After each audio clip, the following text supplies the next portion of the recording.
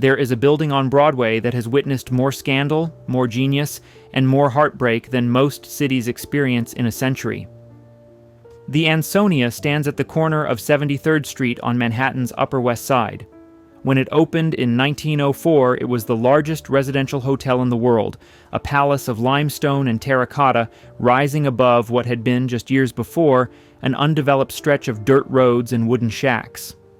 The man who built this palace was William Earl Dodge Stokes, heir to the Phelps Dodge copper fortune. He was a visionary who imagined a self-sustaining utopia rising above Broadway.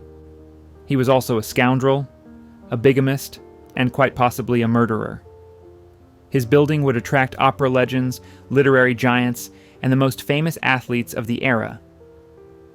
But it would also draw gamblers, gangsters, and men who would meet violent ends within its walls. Over the next 120 years, fortunes would be made and lost inside the Ansonia. Blood would be spilled on its balconies. The World Series would be fixed in one of its apartments. And yet the building survived through 2 world wars, the Great Depression, decades of neglect, and a wrecking ball that came within inches of reducing it to rubble. This is the story of the Ansonia, the cursed palace of Broadway. Chapter 1. A Palace Rises on Broadway. In 1899, the stretch of Broadway above 72nd Street was nothing like the Manhattan we know today. Dirt roads cut through patches of undeveloped land where wooden shacks stood alongside modest boarding houses. The occasional tavern served workers who had drifted north from the more established neighborhoods below. The Upper West Side was, in the words of one contemporary observer, a no-man's land. But William Earl Dodge Stokes saw something different. Where others saw empty lots and unpaved streets, he saw the future of residential luxury in America, and he was determined to build its crown jewel. Stokes was born on May 22, 1852, into one of the wealthiest families in New York. His grandfather, Anson Green Phelps, had founded what would become the Phelps Dodge Corporation, one of the largest copper mining operations in the world. The family name was stamped on clock companies, brass foundries, and mining operations stretching from Connecticut to Arizona. But William had no interest in the family business. When his father, James Bolter Stokes, died in August of 1881, William contested the will and sued his own brother Anson for conspiring to force him out of the company. The lawsuit was bitter and public, but it was also successful. William walked away with a $1 million inheritance, a sum that would approach $30 million in today's money. It was enough to start a new life, enough to transform an entire neighborhood, and enough to build a palace. Stokes turned his attention to real estate development on the Upper West Side. Through the late 1880s, he bought up parcels of land and constructed row houses in the fashionable Queen Anne style. 2 of these townhouses still stand today at 231 and 233 West 74th Street. But the row houses were merely practice for what Stokes had in mind. He harbored far grander ambitions. In 1895, at the age of 43, Stokes married a young woman named Rita Hernandez de Alba de Acosta. She was approximately 20 years old at the time, the eldest daughter of Ricardo de Acosta, a Cuban-born steamship executive of Spanish descent. Stokes had spotted her photograph in a shop window and decided she would be his bride. The wedding took place at St. Patrick's Cathedral on January 3, 1895, with 1,000 guests watching the young bride descend the petal-strewn staircase of her family's townhouse. The marriage was troubled from the start, reportedly due to Stokes's violent temper and physical cruelty. Rita would escape through divorce in 1900, receiving a settlement of nearly $2 million, a record for the time.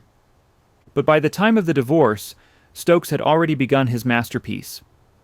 In 1899, he commissioned Paul-Émile Dubois, a French architect born in Paris in 1857 and trained at the prestigious École des Beaux-Arts, to design the grandest residential hotel Manhattan had ever seen.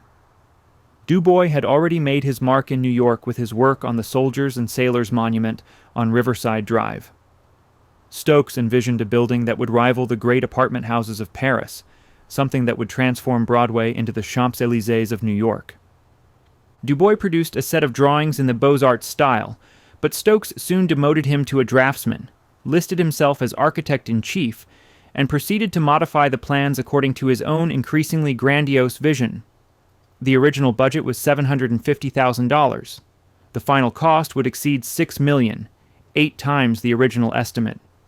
Construction began in 1899 on a full city block between 73rd and 74th Streets, a site that had previously belonged to the New York Orphan Asylum. The steel frame rose quickly, 17 stories.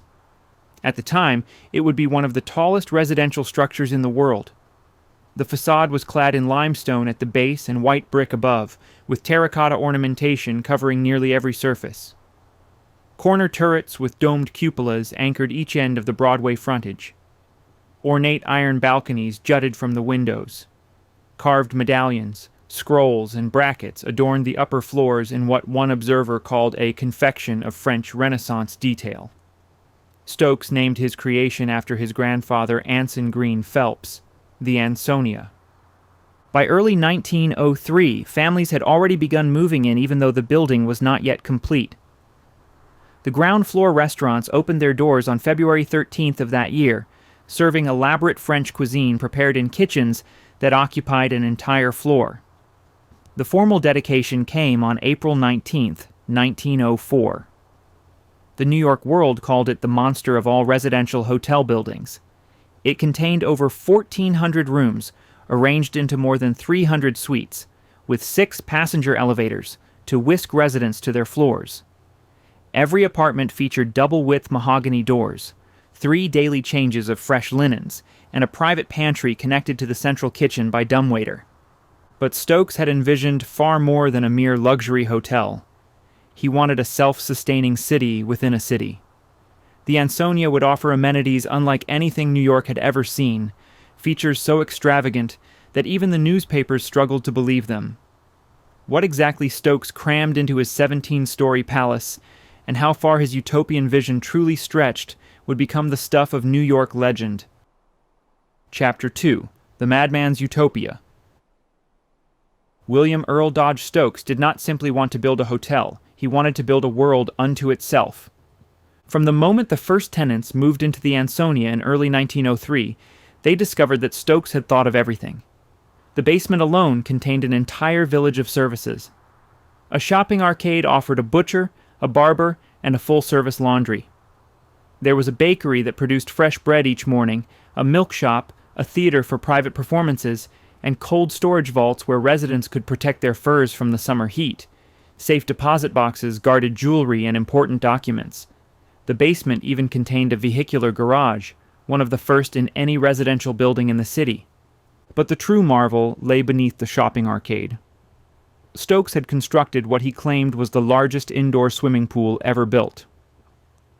The pool stretched through the basement like an underground lake, its waters heated and filtered by the building's own power plant. Nearby, Turkish baths offered steam rooms and massage services. For residents who never wished to leave the building, there was simply no need to do so. The public rooms above were decorated in the Louis XIV style, with ornate moldings, chandeliers, and gilt trim that would not have looked out of place at Versailles. A dining room seated 550 guests for elaborate French banquets. Tea rooms, writing rooms, and palm courts offered spaces for quieter gatherings. Stokes even hired an art curator named Joseph Gilmartin to assemble a collection of 600 paintings to hang throughout the building. The Ansonia was not merely a residence, it was a monument to one man's extravagant vision. The apartments themselves were designed with a specific clientele in mind. Stokes had built doorways wide enough for a grand piano to pass through with ease. This was not an accident. He understood that performers required space for their instruments, and he wanted the Ansonia to become the preferred address for the city's creative elite. But he offered them something even more valuable than wide doorways. Silence. The walls of the Ansonia were constructed of plaster and masonry that measured as thick as 3 feet in some places. They had been designed primarily for fireproofing, a response to the devastating fires that had plagued American buildings in the previous decades. But Stokes discovered that walls thick enough to stop flames were also thick enough to stop sound. A vocalist could practice at full volume without disturbing the stockbroker next door. A pianist could work through the night without a single complaint from neighbors. In an era before electronic soundproofing, the Ansonia offered something almost magical: privacy. The building also offered climate control unlike anything else in New York. Stokes had designed a system that circulated freezing brine through galvanized steel flues buried within the walls. During the brutal summers, when temperatures soared and humidity made the city nearly unbearable, the Ansonia maintained a constant 70 degrees. For performers concerned about their voices and instruments, this was not merely a luxury, it was a necessity. Messages traveled through the building via a network of pneumatic tubes hidden in the walls. Residents could communicate with the front desk, order meals from the central kitchen, or send notes to neighbors without ever leaving their apartments. The system hissed and clicked throughout the day and night, carrying gossip and dinner orders with equal efficiency. Every apartment featured a private pantry connected to the kitchens below by dumbwaiter. Fresh meals arrived still warm, prepared by professional chefs who operated the largest residential kitchen in the city. The statistics of the Ansonia bordered on the absurd. Upon opening, the building contained 362 telephones, 18,000 electric burners, 2,500 steam radiators, and 400 refrigerators.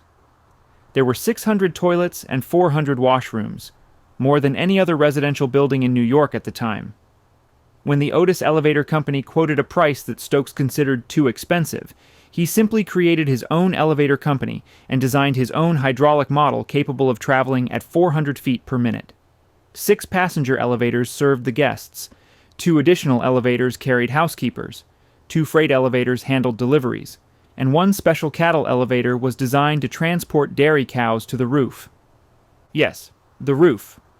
High above Broadway, accessible only by freight elevator, Stokes had built a working farm he called Bird's Eye View Farm. As his son Weddy would later write, it included about 500 chickens, many ducks, about 6 goats, and a small bear. A pig named Nanky Poo served as Weddy's personal pet, roaming the rooftop alongside 4 geese with clipped wings. The chickens provided fresh eggs that were delivered to tenants each morning by bellhop. The goats provided milk. Any surplus was sold to the public in the basement arcade at discount prices. For Stokes, this was not mere eccentricity. It was the fulfillment of his grand experiment in self-sufficiency. The Ansonia would produce its own food, generate its own power, and provide every service its residents could possibly require. No one would ever need to leave. In the lobby, visitors encountered another surprise. A large fountain dominated the entrance hall, and in that fountain swam live seals. They splashed and barked as guests checked in, a surreal welcome to what was already the strangest residential hotel in America. The seals remained a fixture of the Ansonia for years, delighting children and bewildering adults in equal measure. Not everyone was charmed by Stokes's menagerie. The New York Department of Health took a dim view of farm animals living above one of the busiest streets in Manhattan. In November of 1907, word reached Stokes that health inspectors planned to raid the roof and confiscate whatever creatures they found there. Stokes and his son Weddy moved quickly. That night, father and son rode the freight elevators to the roof and removed the animals under cover of darkness. When the inspector arrived the following day, Stokes graciously showed him an empty rooftop. The inspector found nothing, but the reprieve was temporary. Later that year, the Department of Health shut down the farm for good. Most of the animals were sent to the Central Park Menagerie. The chickens, the ducks, the goats, and yes, the bear, all disappeared from the Ansonia. Nanky Poo the pig found a new home as well. The seals in the lobby fountain eventually met a similar fate, relocated when health regulations tightened. But by then, the Ansonia had already established its reputation as the most eccentric address in New York. Performers and artists flocked to the building, drawn by its thick walls and climate-controlled apartments. Society figures competed for the largest suites, and darker figures began to take notice as well. Stokes had built his grand experiment, But even the grandest experiments have shadows. And in the shadows of the Ansonia, a man known as the Policy King was about to check in. Chapter 3. The Policy King's Last Room. The Ansonia had been open for barely 2 years when its most notorious tenant arrived. Albert James Adams checked into Suite 1579 sometime in late 1905. He was 60 years old, recently released from Sing Sing prison, and still one of the wealthiest criminals in American history. The newspapers called him the Policy King. A judge had once called him the meanest man in New York. Adams had built his fortune on the numbers game, a form of illegal lottery that thrived in the poorest neighborhoods of Manhattan. The system was simple. For as little as a penny, anyone could bet on a 3-digit number. The winning combination was drawn from sources beyond anyone's control, often the last 3 digits of a financial figure published in the daily newspapers. The odds of winning were 1,000 to 1. The payout was 600 to 1. The house always won. By the 1890s, Adams controlled the numbers racket across the entire city. Police estimated his operation brought in more than $1 million every year. He owned saloons, corner lots, and mining interests in Mexico. He lived in a mansion on West End Avenue and traveled in the finest circles that money could buy. But money could not buy respectability. And in 1894, the Lexow Committee, a state investigation into police corruption, named Adams as one of the principal policy backers in New York. His empire began to crumble. The crackdown came slowly but steadily. In 1901, police raided his operations. In 1903, Adams was convicted and sentenced to Sing Sing. He applied for parole in 1904. The board denied his request. He served the maximum sentence, every day of his year and 9 months, before walking out of prison a changed man, or so he claimed. In a letter to the New York Times in October of 1905, Adams announced that he had quit the policy racket forever. But where does a man go when he has spent decades as the king of an illegal empire? When his name is synonymous with corruption? When polite society will not receive him and the police watch his every move? He goes to the Ansonia. William Earl Dodge Stokes welcomed Adams into his building. Some accounts suggest Stokes actively encouraged the arrangement. The reasons remain unclear. Perhaps Stokes admired a fellow outsider. Perhaps he simply wanted the rent. Whatever the motivation, the Policy King moved into Suite 1579 and began his strange retirement on the Upper West Side. For nearly a year, Adams lived quietly in his suite. Reporters occasionally staked out the lobby, hoping for a glimpse of the infamous racketeer. Police kept tabs on his movements. But Adams rarely ventured out. He was in poor health. His hearing was failing, and his fortune, once estimated at several $1 million, had begun to disappear. The trouble was his eldest son. Adams had invested heavily in a business venture that his son had proposed, and the venture had failed spectacularly. Millions vanished. The Policy King, who had spent a lifetime taking money from the poor, now found himself hemorrhaging wealth he could never recover. On the morning of October 1st, 1906, someone discovered Albert Adams in Suite 1579. He was dead of a gunshot wound. A revolver lay nearby. The coroner ruled it a suicide. Adams had shot himself, alone in his apartment, surrounded by the trappings of wealth he could no longer afford. He was 61 years old. His funeral was held on West End Avenue, just blocks from the scene of his death. Few mourners attended. The official verdict was clear. But rumors swirled through the Ansonia for years afterward. Some whispered that the Policy King had not taken his own life. Some pointed fingers at gambling debts, at enemies from his criminal past, at the very man who had welcomed him into the building. None of these suspicions were ever proven. The coroner's ruling stood, but the damage to the Ansonia's reputation was done. Just 2 years after opening, the grandest residential hotel in Manhattan had become indelibly linked with gamblers and shady characters. The newspapers could not resist the story. A criminal kingpin, fresh from prison, found dead in his luxury suite. It was precisely the kind of scandal that would follow the Ansonia for the next century. And it would not be the last time blood was spilled within those walls. Chapter 4. The Shooting Showgirls. William Earl Dodge Stokes had a weakness for young women.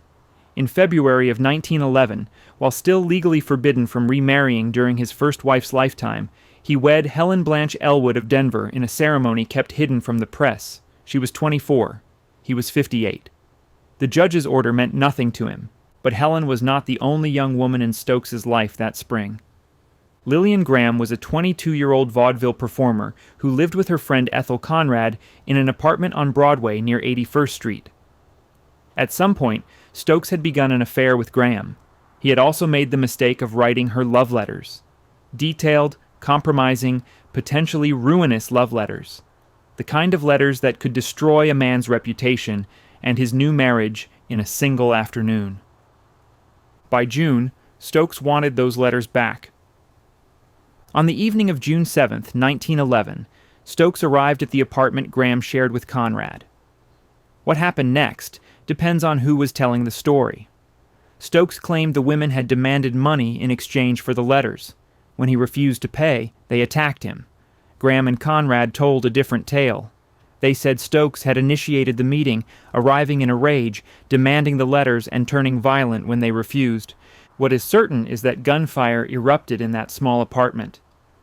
Lillian shot first. The bullet struck Stokes in the right thigh. He tried to flee, but she fired again, hitting him in the right calf. Stokes lunged for the pistol and managed to wrestle it away. He grabbed Lillian by the wrists and held her in front of him like a shield.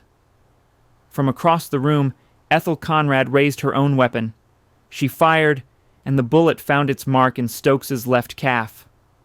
Still gripping Lillian, Stokes staggered toward the door. The pair tumbled into the hallway with Ethel close behind. Their screaming roused the neighbors. 3 Japanese servants who worked for a vaudeville booking agent across the hall heard the women shriek that Stokes was trying to murder them. The servants rushed out and attacked Stokes with their fists, pummeling him with jiu-jitsu techniques until police arrived. The evening ended with Lillian, Ethel, and all 3 servants under arrest. Stokes was transported to Roosevelt Hospital with 3 bullet wounds and injuries so severe from the beating that doctors had to operate. The newspapers could not believe their luck. A millionaire hotel owner, shot by 2 showgirls, beaten by 3 Japanese servants, all over a bundle of love letters. They dubbed Graham and Conrad the shooting showgirls. The trial that November became a sensation. Both women pleaded self-defense. They testified that Stokes had attacked them first, that they had fired only to save their own lives. The jury believed them. Both were acquitted. The story did not end there. While awaiting trial, the women had attracted the attention of Willie Hammerstein, son of the famous theatrical impresario Oscar Hammerstein. The younger Hammerstein recognized opportunity when he saw it. He paid their bail and immediately put them to work on the vaudeville circuit as a novelty act. The shooting showgirls, the women who shot a millionaire and walked free. For Stokes, the humiliation was complete. He had been shot, beaten, and publicly exposed as an adulterer just months after his forbidden marriage. His name was dragged through every newspaper in the city. And his beloved Ansonia, though the shooting had occurred blocks away, became forever associated with scandal and violence. The owner of the most famous residential hotel in New York had become a tabloid joke. But Stokes would not be humbled for long. He had survived bullets and beatings. He had weathered disgrace. And he still had his building, his fortune, and decades of litigation ahead of him. Inside the Ansonia, meanwhile, the residents barely noticed.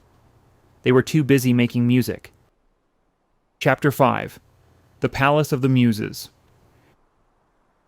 When Giulio Gatti Casazza arrived in New York in 1908 to become the new general manager of the Metropolitan Opera, he faced an immediate problem.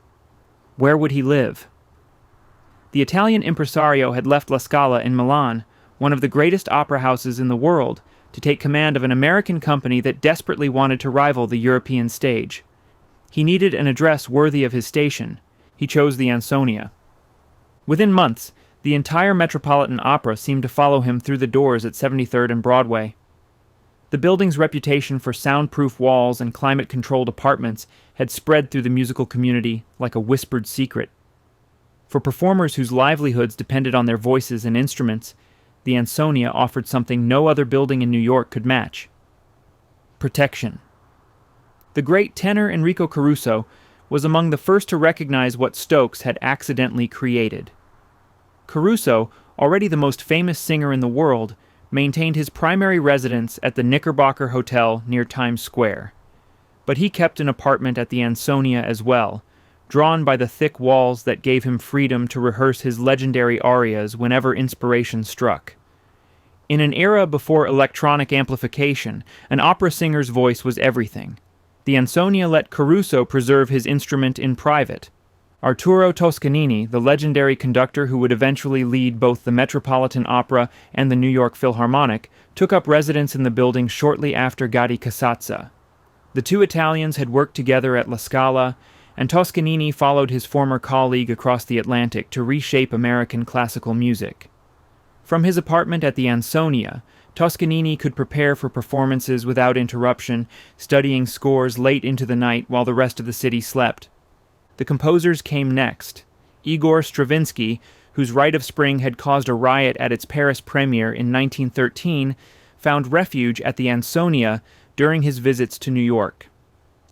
Gustav Mahler, the Viennese composer and conductor who briefly led the Metropolitan Opera and the New York Philharmonic, kept an apartment in the building during his American seasons. Sergei Rachmaninoff, the Russian pianist and composer who had fled the Bolshevik Revolution, discovered that the Ansonia's walls allowed him to practice his thunderous concertos without complaint. The building became a vertical conservatory. Walking the hallways on any given afternoon, a visitor might hear a soprano practicing Puccini behind one door, a violinist working through Bach behind another, and the muffled thunder of a Steinway Grand somewhere above. The pneumatic tubes that carried messages between apartments also carried gossip about auditions, rivalries, and romantic entanglements. The Ansonia was not merely a place where musicians lived. It was where the American classical music world conducted its business. Some residents took advantage of the soundproofing in unexpected ways. The Danish tenor Lauritz Melchior, famous for his Wagnerian roles at the Met, used the long corridors for target practice. According to building legend, Melchior would set up targets at one end of the hallway and fire his pistol from the other, confident that the thick walls would absorb the sound. Whether his neighbors appreciated this hobby remains unrecorded. The theatrical impresario Florenz Ziegfeld also discovered a practical use for the Ansonia's size. The producer of the famous Ziegfeld Follies maintained not one but two apartments in the building, one for his wife, the actress Billie Burke, and another for his mistress. The vast building allowed him to keep both women in residence without their paths ever crossing. It was, in its way, a perfect arrangement for a man whose business was spectacle and illusion. Not every musical resident was blessed with genuine talent. Florence Foster Jenkins, a wealthy socialite who fancied herself an opera singer, lived at the Ansonia for years. Jenkins possessed more money than musical ability. Her voice was legendarily terrible, wavering off pitch and cracking on high notes that she attacked with misplaced confidence. But she loved to sing, and the Ansonia's walls ensured that her practice sessions remained mercifully private. She would eventually rent Carnegie Hall for a public recital in 1944, a performance so memorably awful that tickets became collector's items. The building also attracted the business side of the music world. Sol Hurok, the impresario who would bring the Bolshoi Ballet and countless other international performers to American audiences, maintained offices at the Ansonia. Young musicians hoping for a career would make pilgrimages to the building, knowing that behind any door they might encounter a conductor who could make their reputation, or a manager who could book their first tour. By the 1920s, the Ansonia had established itself as the unofficial headquarters of classical music in America. The Metropolitan Opera stood just a short carriage ride away on 39th Street. Central Park offered a green refuge for performers seeking fresh air and quiet reflection.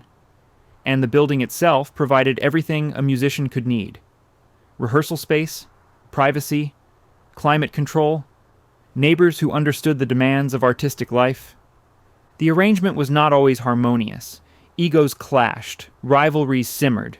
A soprano on the 10th floor might refuse to speak to a mezzo on the 8th over some long-forgotten slight at an audition, but the ansonia absorbed it all. The walls that muffled sound also muffled conflict. Whatever dramas played out behind closed doors stayed behind closed doors. For William Earl Dodge Stokes, the Ansonia's transformation into a musical colony must have seemed like vindication. He had designed the building to attract the city's elite, and the greatest artists of the age had answered his invitation. But Stokes himself was rarely there to enjoy his creation. By the time Caruso and Toscanini had made the Ansonia famous, Stokes was consumed by lawsuits, scandals, and the slow erosion of his fortune. The musicians barely noticed. They had their own concerns, rehearsals to attend, performances to prepare, rivals to outshine. And somewhere in the building, always, the sound of someone practicing, muffled by those thick walls, but never quite silent. Meanwhile, another kind of performer had taken up residence at the Ansonia, a man who hit baseballs instead of high notes, and he was about to become the most famous tenant in the building's history. Chapter 6. The Fix. In the fall of 1919, a group of men gathered in a suite at the Ansonia Hotel. They were not there to listen to opera or discuss real estate.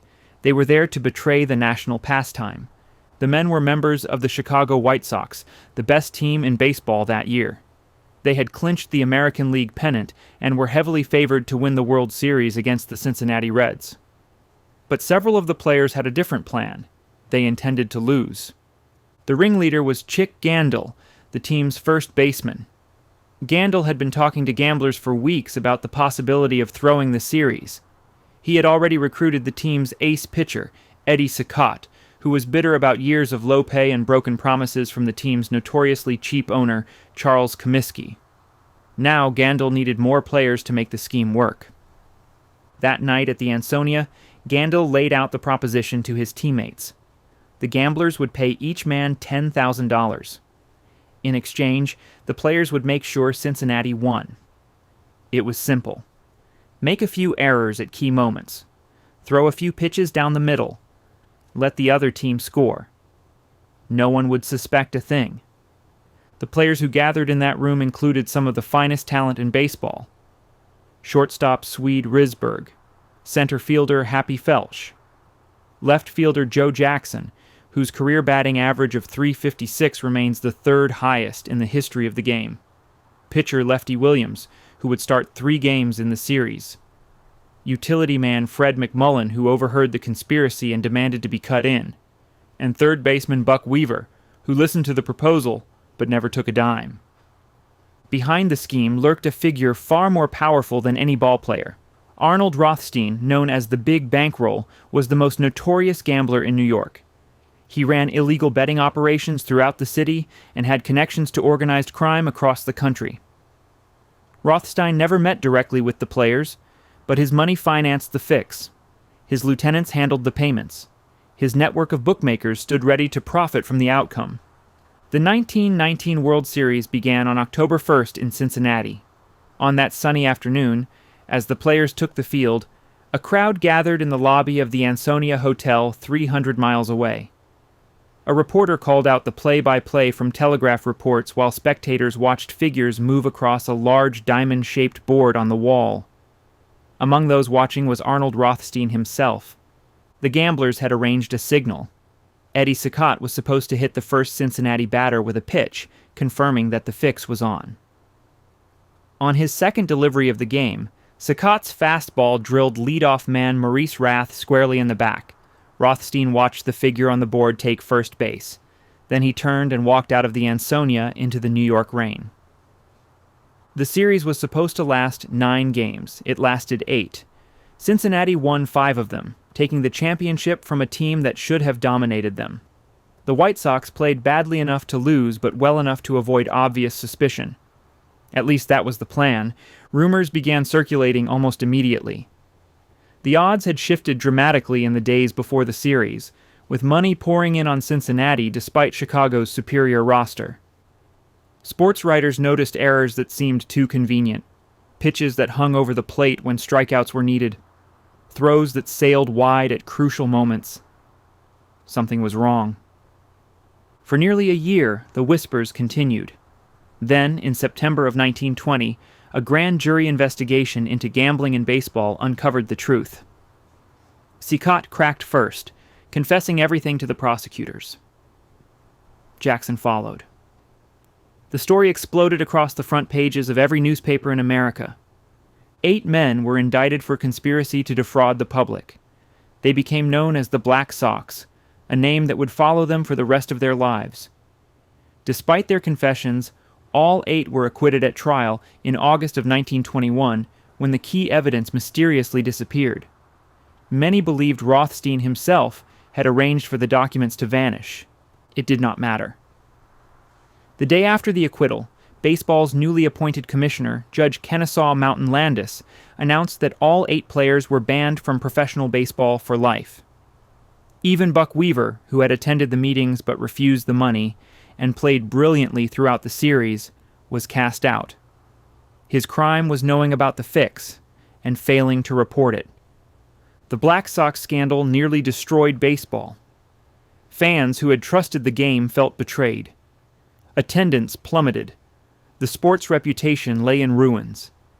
It would take a new kind of hero to restore faith in the national pastime. And in the spring of 1920, that hero moved into the Ansonia. Chapter 7. The Sultan of SWAT. In January of 1920, the owner of the Boston Red Sox made the worst decision in the history of American sports.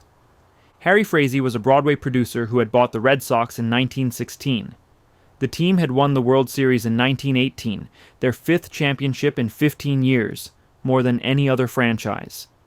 But Frazee was drowning in debt, and he needed cash. His star player, a 24-year-old pitcher turned outfielder named George Herman Ruth, was demanding a raise. Frazee decided to sell him instead. The New York Yankees paid $100,000 in cash, plus a $300,000 loan secured by a mortgage on Fenway Park. In exchange, they received the man who would become the greatest athlete in American history. When Babe Ruth arrived in New York in the spring of 1920, he needed a place to live. He chose the Ansonia. The building suited a man like Ruth perfectly.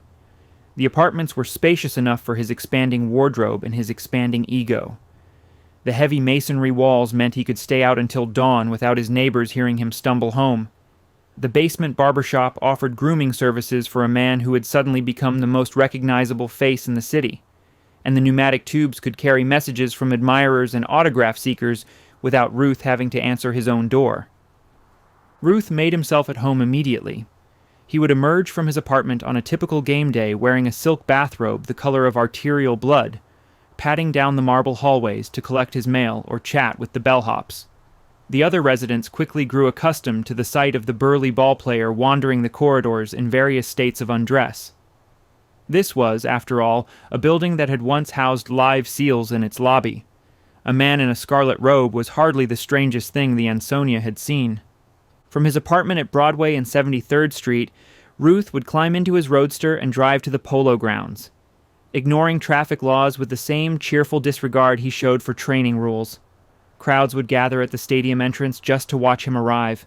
He would wave, sign a few autographs, and disappear into the clubhouse to begin another day as the best baseball player on earth. That first season in New York, Ruth obliterated every home run record in existence. He hit 54, nearly doubling his previous mark of 29. No other team in baseball hit as many as 50. No other individual hit even 20. The Yankees, a franchise that had never appeared in a World Series, suddenly drew more than 1 million fans to the Polo Grounds, becoming the first team in Major League history to reach that number. Ruth was not merely a ball player. He was a phenomenon. Newspapers tracked his every move. Photographers followed him through the streets. Children who had never been to a baseball game knew his name, his face, his legend. In an era before radio broadcasts and television, before the modern machinery of celebrity, Babe Ruth became the most celebrated person in America through sheer force of personality and an ability to hit baseballs farther than anyone had ever hit them before. The Ansonia saw all of it. The late nights, the early mornings, the parade of visitors that streamed through Ruth's apartment at all hours. The building's discretion served the Bambino well. Whatever happened behind his door stayed behind his door, absorbed by those walls that had been designed for opera singers and their scales. Ruth also discovered another use for the acoustic isolation. Inspired perhaps by the musicians who surrounded him, he decided to take up the saxophone. The results were not pretty. Ruth attacked the instrument with the same enthusiasm he brought to everything else in life, which is to say loudly and without much regard for technique. His neighbors, who included some of the finest ears in classical music, were grateful that the masonry absorbed most of the noise. Back in Boston, the Red Sox began their descent into darkness. The team that had won 5 of the first 15 World Series would not win another for 86 years. The Yankees, meanwhile, reached their first World Series in 1921 and won their first championship in 1923. They would add 26 more titles over the following decades, more than any other team in professional sports. Sports writers eventually gave the phenomenon a name, the Curse of the Bambino. They said that Ruth, angry at being sold like property, had hexed his former team. Whether the curse was real or merely a convenient explanation for decades of mismanagement, one thing was certain. The transaction that brought Babe Ruth to New York changed the course of baseball history, and his first address as a Yankee was the Ansonia. Ruth would eventually move on to other residences as his fortune grew. But during those early years in New York, when he was transforming himself from a talented ball player into a national icon, he called the building on Broadway his home, the same building where just months before his arrival, a conspiracy had been hatched to destroy the very game he would come to save. William Earl Dodge Stokes was still alive when Ruth arrived, though barely. His health was failing, his fortune was shrinking, and his once magnificent building was beginning to show signs of age. The man who had dreamed of creating a palace on Broadway would not live to see what became of his creation. Chapter 8: The Fall of the Palace. By the early 1920s, William Earl Dodge Stokes was a man under siege. His health was failing, his second marriage was collapsing, and the fortune he had spent a lifetime building was disappearing into the pockets of lawyers. The divorce battle with Helen Elwood Stokes had become one of the most vicious in New York history. Stokes accused his wife of carrying on affairs with multiple men. Helen fired back with accusations of her own. She claimed that Stokes had beaten her throughout their decade together. She testified that their apartment at the Ansonia had become unlivable, and she offered a remarkable piece of evidence to prove it. Her husband, she told the court, kept 45 chickens in their kitchen. The apartment was so filthy, she said, that she could no longer eat there. It was a pathetic echo of the rooftop farm that had once been Stokes's pride. The goats and the bear were long gone, sent away when the health department shut down the operation in 1907. But Stokes had apparently never given up on his dream of self-sufficiency. He had simply moved the poultry indoors. In 1922, Rita de Acosta Leidig appeared in court to testify on Helen's behalf. She claimed that Stokes had been violent during his first marriage as well. The newspapers devoured every detail. The man who had built the grandest apartment hotel in New York was being exposed as a domestic tyrant who lived among chickens. Stokes spent more than $1 million on legal fees, but in 1923, the court denied his request for divorce. He was tried for conspiracy to defame Helen, though eventually acquitted in 1925. By then, the old man had given up. He moved out of the Ansonia, retreating to a townhouse on West 73rd Street, just around the corner from his creation, but no longer part of it. On May 18, 1926, William Earl Dodge Stokes died of lobar pneumonia. He was 73 years old, just 4 days short of his 74th birthday. The New York Times noted that despite a life of almost incessant litigation, Stokes had left an estate valued at approximately $8 million. It was not to last. Within 2 years, lawyers and creditors had picked the estate clean. By 1928, the value had been revised downward to just $300,000. The Ansonia passed to his son Weddy, but the younger Stokes had no interest in running his father's dream. He had inherited his father's appetite for scandal without his talent for business. The hotel that had once been the jewel of the Upper West Side began its long decline. The restaurants closed. The central kitchens were shut down. The grand ballroom fell silent. The suites that had once housed opera stars were subdivided into smaller units, their elegant proportions carved up to squeeze in more paying tenants. During the Second World War, the ornate iron balconies and railings were stripped from the facade and donated to scrap metal drives. The building that had once been celebrated for its decorative excess was being dismantled piece by piece for the war effort. In 1945, the Stokes family finally gave up. They sold the building for $2.5 million to a group of investors. But the building passed through 3 more sets of hands over the next 5 years, each owner extracting what profit they could while investing nothing in maintenance. In 1950, the Ansonia was auctioned off for a mere $50,000. The buyer was a landlord named Jacob Starr. Under Starr's ownership, the building deteriorated further. The roof leaked constantly. Paint peeled from the ornate ceilings. The pneumatic tubes fell silent. The fountain in the lobby where seals had once splashed sat dry and forgotten. Hallways that had welcomed Caruso and Ziegfeld were now lit by bare bulbs and flickering fluorescent tubes. The walls turned a dreary yellow from decades of neglect. Starr had no interest in preserving the past. When city inspectors cited him for building code violations, he refused to make repairs. When the balconies that remained became dangerous, he let them rust. His strategy was simple: collect the rents, spend nothing. Wait for the building to become so decrepit that demolition was the only option. By the late 1960s, the Ansonia looked like a candidate for the wrecking ball. The magnificent Beaux Arts facade was crumbling. The interior was falling apart. Jacob Starr announced that he intended to tear the building down and replace it with a 40-story modern tower. But Starr had underestimated the people who lived within those walls. They were musicians and teachers, artists and performers. They had chosen the Ansonia for the same reasons their predecessors had chosen it decades before. The rooms were spacious. The ceilings were high. The acoustics remained unmatched anywhere in the city. These tenants had watched their home decay for years. They had endured the leaking roof and the failing elevators and the hallways that smelled of mold. But they were not going to watch it be destroyed. When Jacob Starr threatened demolition, the residents of the Ansonia decided to fight back. The Muses, who had always called this building home, were about to save it. Chapter 9, 25,000 Voices. The leader of the resistance was a voice teacher named Harry Garland. Garland had spent decades training singers in his Ansonia apartment. His students went on to perform at the Metropolitan Opera and on Broadway. Some became famous. He understood better than anyone what the building meant to artists. A place where you could rehearse at any hour. Where music was not a disturbance, but a way of life.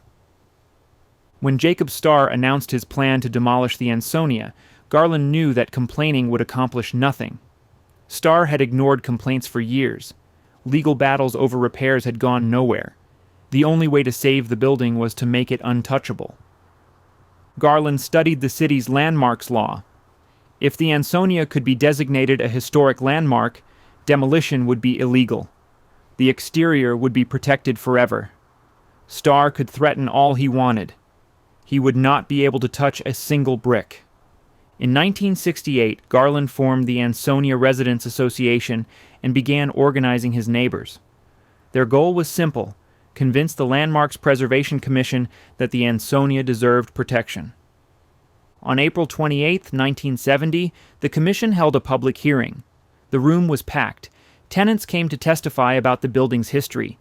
They spoke of the opera legends and baseball heroes who had lived there, of the scandals and the secrets, of a building that had witnessed nearly 70 years of American cultural history. Starr's lawyer dismissed it all. The hotel's architectural appearance is not worthy of designation as a landmark, he declared. I am not, nor is the owner, aware of any particular historic significance to the building. The arrogance was breathtaking. A structure that dominated Broadway like nothing else in the city. A facade that architects still studied and admired. And the owner claimed to see nothing significant. The commission took the testimony under advisement. Months passed. No decision came. Garland refused to wait. If the commission would not act, he would force the issue. He would make the ansonia impossible to ignore. In October of 1971, the tenants launched a week-long campaign. They fanned out across the Upper West Side with clipboards and petitions. They knocked on doors. They stopped pedestrians on Broadway. They made their case to anyone who would listen. This building matters. This building is irreplaceable. Sign here if you agree. The response stunned them. Signatures poured in by the thousands. People who had never set foot inside the ansonia signed because they had walked past it every day and could not imagine the neighborhood without it. By the time the week ended, more than 25,000 people had added their names to the petition. The opposition had gathered exactly 11. 25,000 to 11. It was not even close. For the finale, Garland and his neighbors staged something unprecedented. They obtained a permit to close 73rd Street to traffic. They built a stage on the pavement between Broadway and Amsterdam. And on a Saturday afternoon, they invited the city to a free concert. For 5 hours, the musicians of the ansonia performed. Singers who had trained with Garland took the stage. Performers who had lived in the building for decades shared their talents one more time. The crowd filled the street. Reporters covered the event. Photographers captured images of performers singing beneath the ornate facade. The message was unmistakable.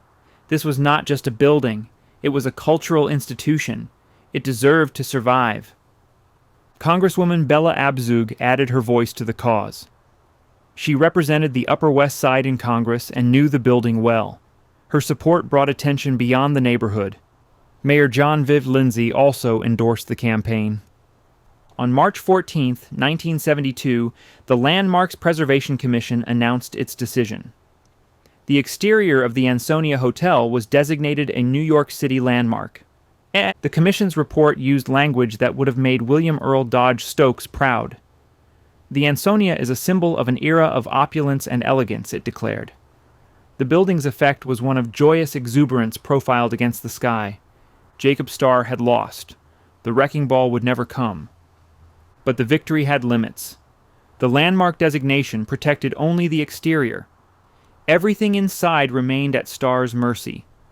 And Starr, defeated but defiant, refused to spend another dollar on the building he could no longer destroy. When he died, his final act of spite was written into his will. The money in his trust was forbidden to be used for upkeep of the Ansonia. The man who had tried to tear the building down made sure that even in death, he would never help preserve it. Harry Garland and his neighbors had won the battle. The war for the Ansonia's soul was far from over. Chapter 10. The Survivors. The resurrection began in 1978 when a real estate investor named Jesse Krasno purchased the building. Krasno led a group of 21 investors who saw potential where others saw only ruin.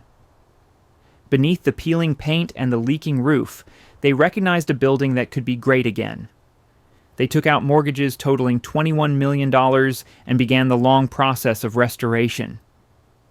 The first order of business was the basement. During the years of neglect, the space that had once held the world's largest indoor swimming pool had been transformed into something else entirely. The Continental Baths had operated there through the early 70s, launching the career of Bette Midler, who earned the nickname Bathhouse Betty, singing to crowds wrapped in towels. When the baths closed in 1976, a heterosexual swingers club called Plato's Retreat moved in. Krasno paid $1 million just to evict them. The club's presence made it impossible to obtain financing. Respectable banks did not lend money to buildings with sex clubs in the basement. With Plato's Retreat gone, the real work began. But the tenants who had fought to save the Ansonia from demolition now turned their fury on the man trying to restore it. In 1980, the Ansonia Residents Association declared a rent strike. Tenants paid rent into escrow accounts and used the interest to hire lawyers. Lawsuits multiplied. The building became the single most litigated residence in the history of New York City. One housing court judge was assigned full-time just to handle the Ansonia's cases. Krasno persisted. He poured millions into a new roof, restored the facades, upgraded the electrical systems, and slowly he came to understand that the only path forward was to convert the building to condominiums. In 1990, after a decade of negotiation, the tenants finally accepted a condo plan. Those who wished to buy their apartments could do so at 60% below market rates. A one-bedroom cost $125,000. Many longtime residents could not afford even the discounted price, but enough agreed to make the conversion possible. The transformation became official in 1992. The Ansonia was now a condominium with approximately 430 apartments. Today, the building stands as one of the most recognizable landmarks on the Upper West Side. New Yorkers call it the wedding cake of Broadway, a tribute to its ornate facade rising against the Manhattan sky. A 4-bedroom apartment recently sold for more than $4 million. The apartments retain traces of the building's extravagant past. Oval parlors and circular rooms, herringbone floors and glass transoms. A landscaped roof deck now occupies the space where Stokes once kept his chickens. A parking garage fills the basement where Midler once performed. The Ansonia's history has proven irresistible to storytellers. When the creators of Only Murders in the Building needed inspiration for their fictional Arconia, a grand old apartment house filled with secrets and eccentric characters, they looked to the building on Broadway. The show films elsewhere, but the Arconia's name and atmosphere come directly from the Ansonia. More than 120 years after William Earl Dodge Stokes broke ground on the site of the old New York Orphan Asylum, his creation endures. The seals are gone from the lobby fountain. The bear no longer roams the roof. The gamblers and showgirls have found other addresses. But the building remains. It remains because some structures are too stubborn, too beautiful, too full of stories to disappear. Stokes wanted to build a palace on Broadway. He paid for that ambition with his reputation, his fortune, and his life. The building he left behind is his monument and his redemption. The stories never end at the Ansonia, they just keep adding chapters. A palace on Broadway. There is a building on the Upper West Side of Manhattan that has stood for more than 120 years. It has outlived the man who built it. It has outlived the gamblers who schemed in its rooms and the showgirls who fired pistols in its hallways. It has outlived the ball players who betrayed their sport and the impresario who kept his wife and mistress under the same roof. It has outlived the bathhouse singers who became superstars and the swingers who scandalized the city. It has outlived the landlords who neglected it and the developers who wanted to tear it down. The Ansonia endures. William Earl Dodge Stokes was a difficult man. He was vain and litigious, paranoid and possessive. He married teenagers and shot at rivals. He kept farm animals on his roof and seals in his lobby. He dreamed on a scale that embarrassed more sensible men, and he spent money as if it would never run out. But he also understood something that his critics did not. He understood that a building could be more than shelter. It could be a statement. It could be a community. It could be a world. The Ansonia was never just an address. It was an idea. A place where musicians could practice at midnight without complaint. Where opera singers and baseball players shared elevators. Where the famous and the forgotten lived side by side behind walls thick enough to keep any secret. Every great city needs buildings like this. Buildings with personality. Buildings with history. Buildings that have seen too much to ever be ordinary again. The Ansonia has seen everything. Birth and death, fame and disgrace, love and betrayal. It has witnessed the greatest scandal in baseball history and the birth of a cultural revolution in its basement. It has been a palace and a slum, a landmark and a cautionary tale. And through it all, it has remained standing, stubborn, beautiful, unapologetic. The next time you walk up Broadway and see that ornate facade rising against the sky, remember what you are looking at. You are looking at one man's impossible dream, preserved in limestone and brick and terracotta. You are looking at a survivor. The Ansonia, the cursed palace of Broadway, still standing, still adding chapters,